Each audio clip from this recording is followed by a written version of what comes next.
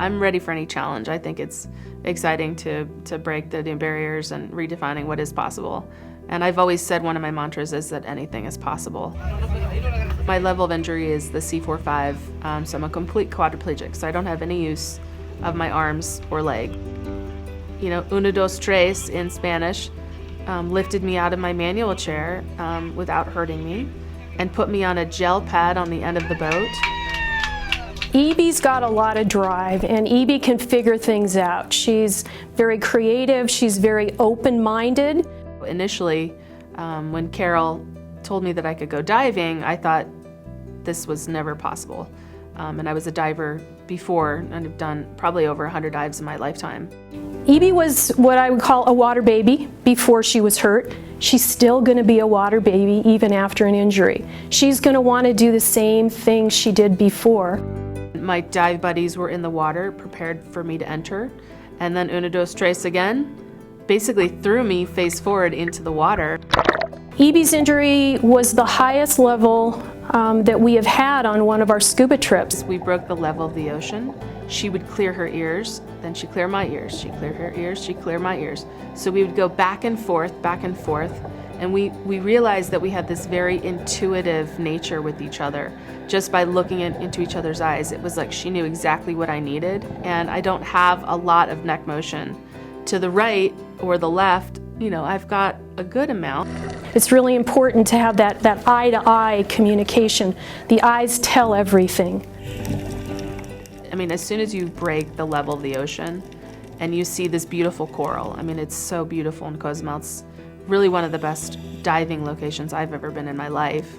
I realized quickly that I was on level playing field with not only my dive instructors, my dive buddies, and all of the other able-bodied individuals that were on my dive boat. She has a little bit of arm movement, ability to shrug her shoulders, but doesn't have the ability to propel herself in the water.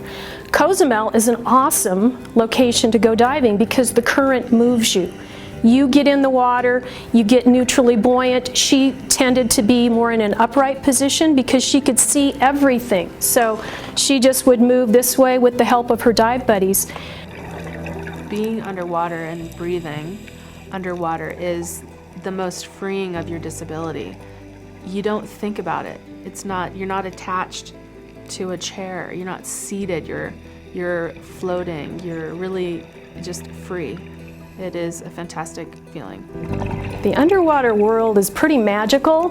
The most freeing, literally the most freeing I've felt since my injury. It was just breathing underwater. I was doing something that I loved before I was injured.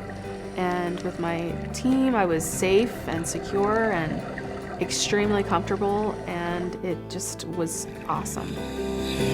They let go of me, and I was using my own breath to control the little bit of buoyancy up and down, and I was floating independently. So they were able to take their hands off of me, and that was just a fantastic feeling. And they came around me, and you could see in their eyes, and they were clapping underwater, how excited they were that they were able to let me go and be independent of anybody on me. So I was, again, totally out of my chair, free and floating and diving. My sense of adventure was there before I was injured, and it was really nice for me to understand and realize and have confidence and faith in myself that my sense of adventure is still very much intact, and that I'm willing to do anything that I can to enjoy my life and to keep going.